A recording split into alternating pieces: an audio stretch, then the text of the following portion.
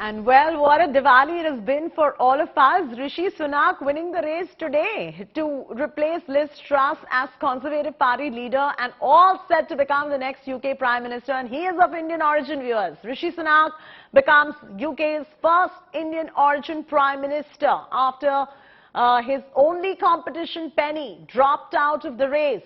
Mordaunt did not specifically say whether she had failed to secure the required 100 nominations from Conservative MPs to run in leadership election.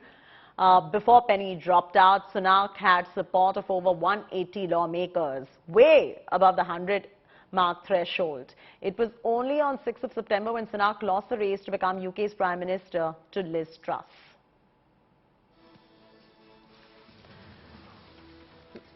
So September he loses, October he wins, and really nobody could have imagined this could have happened, really.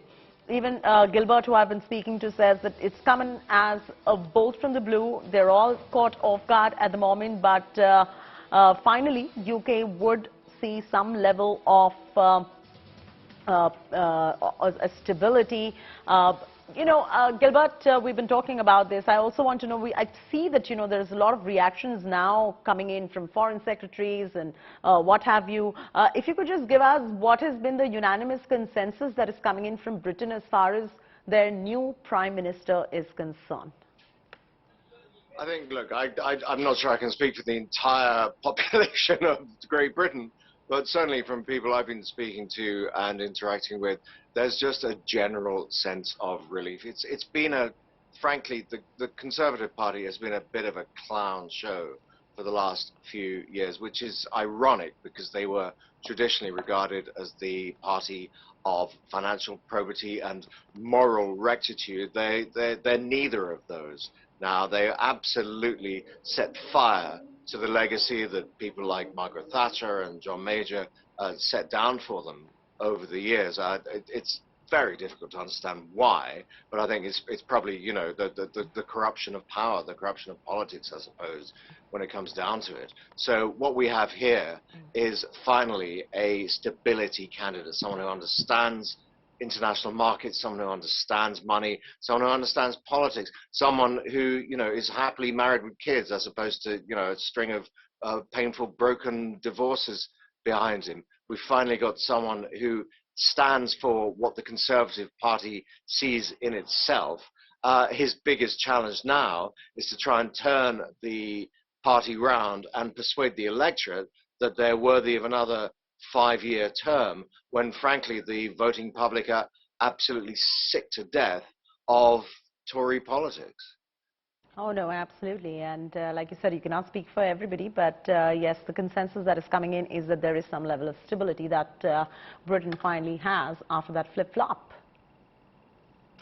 No, absolutely. There's no question about that whatsoever. He's a very interesting character, actually, Rishi Sunak. I mean, I think it's easy to overlook the fact that, whereas, Boris Johnson was a feature of politics for many decades. I remember meeting him when I was a young journalist some 25 years ago. Rishi Sunak only entered Parliament in 2015, as a young and very, very raw and inexperienced politician.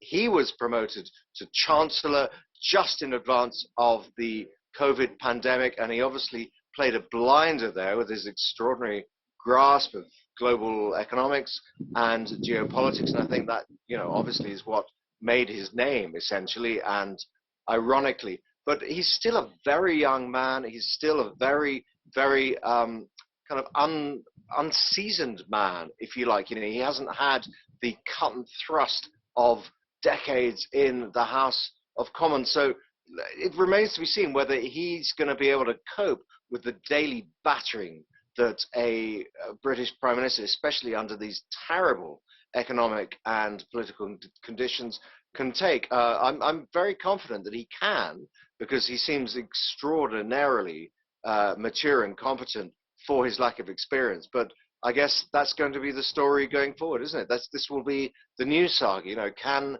Rishi cope with these turbulent times?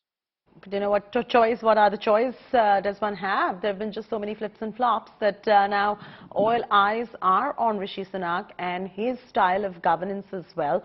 For our viewers who have just tuned in, Jonathan, we've been speaking a lot about how there has been a nail-biting countdown to this moment, and we also in between got our viewers the story about perhaps they will be meeting King Charles in the evening with Liz Truss getting out and Rishi Sunak probably coming in all in a day's time. So by this evening, perhaps that should happen. Only speculative at the moment, Jonathan, but if you could also tell our viewers a little about the timeline.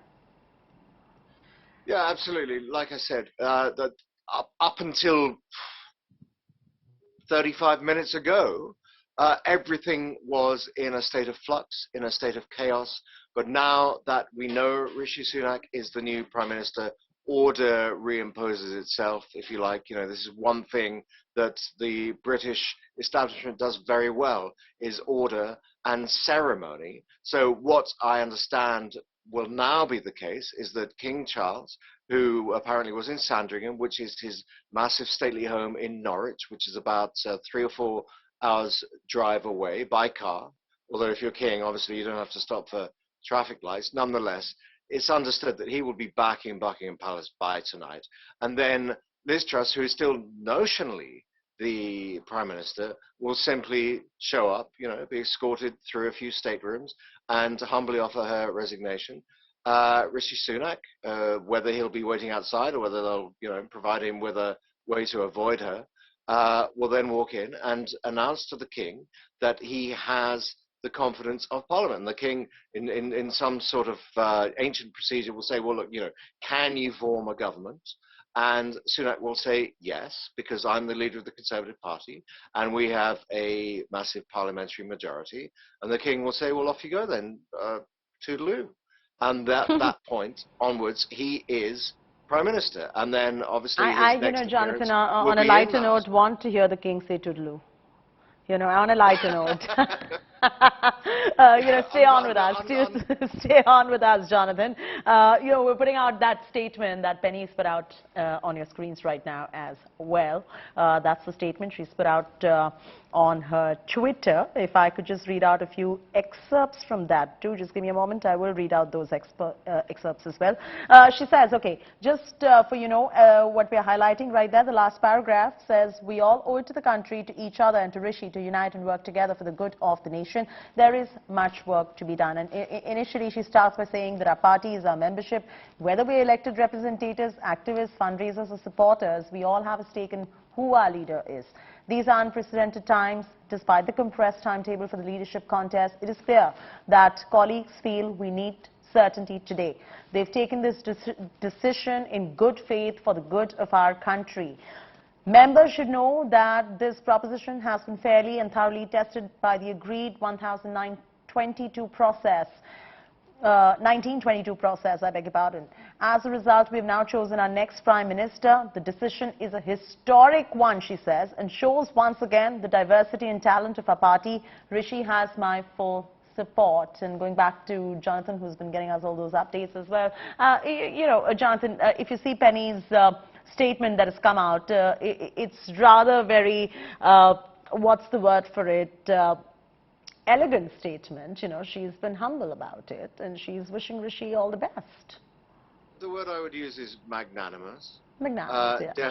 Definitely so. Very magnanimous, very humble, and